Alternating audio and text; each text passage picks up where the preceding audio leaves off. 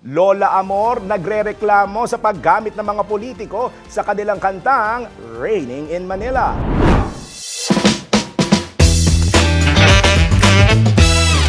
Para sa aking balitang showbiz, sinagot ng bandang Lola Amor ang reklamo ng isang netizen na umay na siya sa kantang Raining in Manila dahil kung sino-sinong politiko na ang gumagamit ito bilang jingle.